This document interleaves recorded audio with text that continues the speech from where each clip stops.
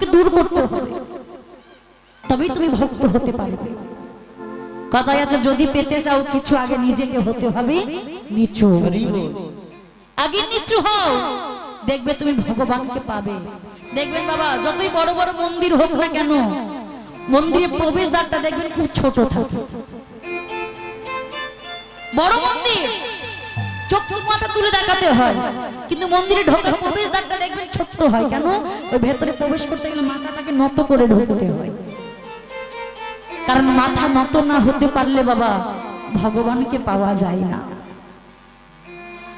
একটা ভক্ত দেখুন, মূর্খ ভক্ত, যার এক কলম পড়বার ক্ষমতা নাই, সেই মূর্খ ভক্ত কি করছে জানো? ভাগবত গীতা বুকের মধ্যে নিয়ে অঝরে কাঁদছে। কি মায়েরা আপনাদের বাড়িতে ভাগবত গীতা রাখা আছে? কার কার বাড়িতে গীতা আছে একবার হাত তুলুন তো দেখি। বাহ, যার বাড়িতে নেই ভাগবত গীতা আজকে গিয়ে কিন্তু রাখবেন। ঘরে গীতা রাখতে হয় বাবা। সারাদিন যদি তুমি গীতা পড়বার সময় না পাও, সারাদিন গিয়ে সন্ধ্যাবেলায় ওই গীতার উপরে একটি তুলসী পত্র দিয়ে 3 বার জয় গীতা জয় গীতা জয় গীতা বলে মাথায় ঠেকেও যদি তুমি রাখতে পারো, এতেও তোমার অনেক পুণ্য। এক মূর্খ ভক্ত দেখুন, যার এক কলম পড়বার ক্ষমতা নাই, ওই গীতার ভেতরে ভাগবত গীতার মধ্যে মা ওই ছোট্ট গীতা, ওই ছোট্ট গীতার মধ্যে 18,000 শ্লোক রয়েছে। তাই ভক্ত যখন রাস্তা দিয়ে হেঁটে যাচ্ছে আর গীতাকে বক্ষ মাঝে নিয়ে কাঁদছে, পাড়ার প্রতিবেশীরা তাকে দেখে টন টিটকেরি করছে। দেখ দেখ, যার এক কলম পড়বার কোনো ক্ষমতা নাই, সে গীতাকে বুকের মধ্যে নিয়ে এমন ভাব দেখাচ্ছে মনে হচ্ছে গীতার সমস্ত অধ্যায় সে পড়ে নিয়েছে। ওই মূর্খ ভক্ত কারো কথায় কান না দিয়ে আমার গৌর হরির কাছে এসে অঝরে কাঁদছে। ও গৌর হরি, শুনেছি তুমি কৃপাময়, শুনেছি তুমি করুণা সাগর, শুনেছি তুমি দীন দয়াল কাঙালির ভগবান। তুমি যদি দীন দয়াল কাঙালির ভগবান হয়ে থাকো, তুমি যদি ভক্ত বাঞ্ছা কল্পতরু হয়ে থাকো, একবার তোমার এই কাঙাল ভক্তিটাকে সারা দাও প্রভু। একবার এই কাঙাল ভক্তিটাকে তুমি সারা দাও। হরি বল হরি বল। শুনেছি তোমার কোন ভক্ত যদি নয়নের জলে কেঁদে কেঁদে তোমায় ডাকতে পারে, তোমায় ডাকতে পারে, তুমি নাকি সেই ভক্তের ডাকে সাড়া দাও। তবে তুমি আমায় কেন সাড়া দাও না ভগবান? আমায় কেন সাড়া দাও না? যখন গীতা নিয়ে অঝরে কাঁদছে, মহাপ্রভু গৌর সুন্দর বলছে, দেখো দেখো আমার ভক্তের ভাব দেখো। আমি তো প্রত্যেক দিন গীতা পাঠ করি, প্রত্যেক দিন গীতা পড়ি, কোনদিন তো ওই ভক্তের মতো আমার ভাব আসে না। আমি আমার ওই ভক্তের কাছে যাব, গিয়ে দেখবো গীতার কোন অধ্যায় পড়ে আমার ভক্তের আজ এমন দশা। আমি একবার ওই ভক্তের কাছে গিয়ে জানবো। হরি বল হরি বল। আজ গৌর হরি আমার ভক্তের কাছে যাচ্ছে, ভক্তের ভাবা হয়েছে বাবা। ভক্তের কাছে ভক্ত হয়ে গিয়ে বলছেন, ভক্ত একবার বলো না ভক্ত, তুমি গীতার কোন অধ্যায় পড়ে তোমার আজকে এমন দশা?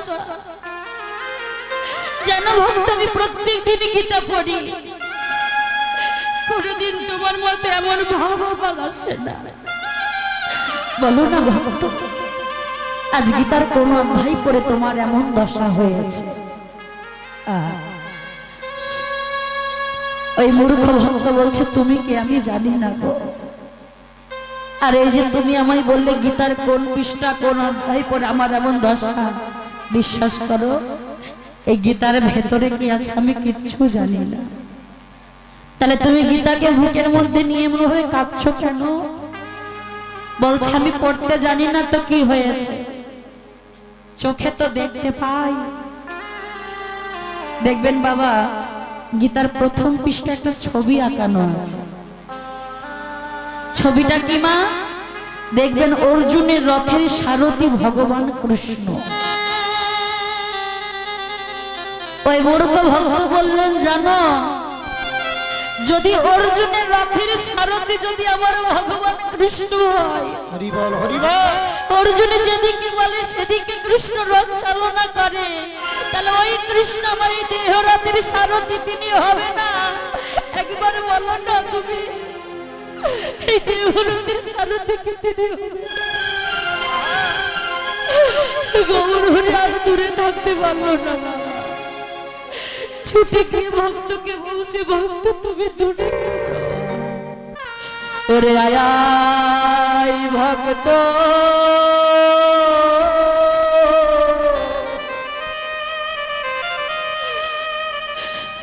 ভক্ত আমার বুকে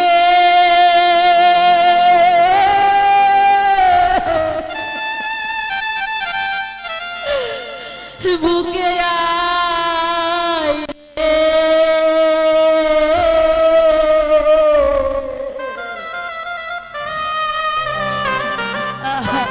একবার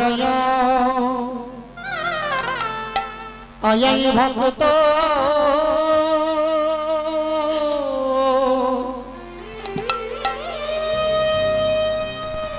আমার বুকে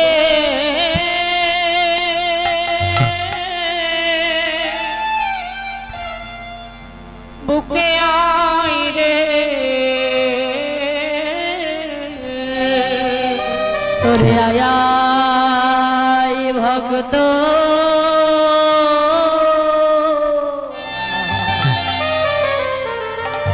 ভক্ত আমার বুকে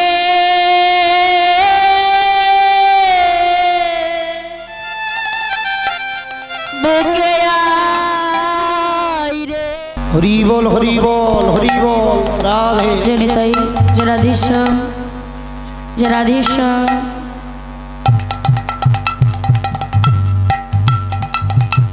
হরি বল হরি বল।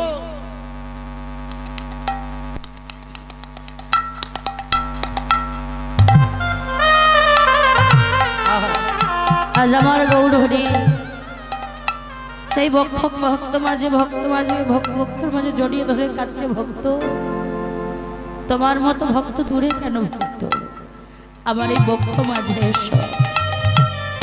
তাহলে দেখুন মা, ভগবান ভক্তের কাছে শুধু রাজভোগ, সন্দেশ, সোনা দানা এসব চাই না। ভগবান ভক্তের কাছে চাই কি? ভক্তি, প্রেম, অনুরাগ। আর কোন ভক্ত যদি ওই প্রেম ভক্ত অনুরাগ দিয়ে দুফোঁটা নয়নের জল দিয়ে ভগবানকে রাখতে পারে, ভগবানের সেই ভক্তের কাছে ঋণী হয়ে যায় বাবা। হরি বল হরি বল হরি বল। ভক্তের কাছে দাস হয়ে যায়। তিনি মুখে নিজ মুখে বললেন, যে করে আমার নাম, ভগবান নিজ মুখে বলেন, যে করে আমার সর্বপ্রথমে করি তার সর্বনাশ, তথাপিও যদি না ছাড়ে আমার উপাস, আমি হয়ে যাই সেই ভক্তের দাসের অনুদাস। দাসের অনুদাস। তাই আমার মহাপ্রভু গৌর সুন্দর সূর্য মন্দিরে যখন মায়ের অনুমতি নিয়ে সূর্য পূজা করতে যাচ্ছেন বাবা, আজ বৈষ্ণব পদকবি গৌর হরিকে দর্শন করে লীলার এক পাশে কলম দিয়ে বলছেন, আহা ফুলবন প্রবেশিল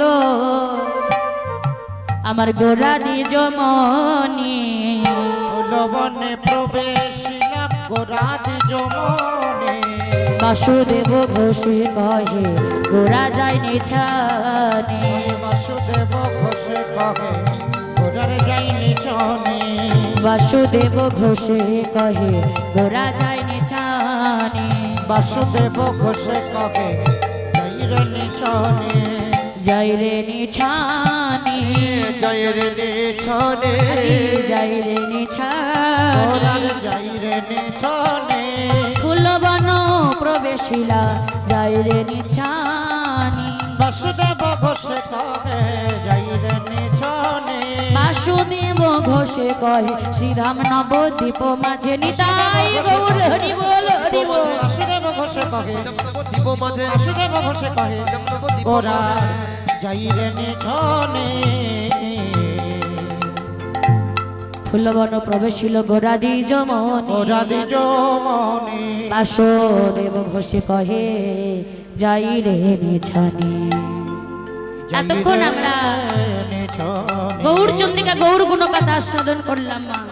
এবার আমরা যাব কোথায়? বাড়ি, তাই না?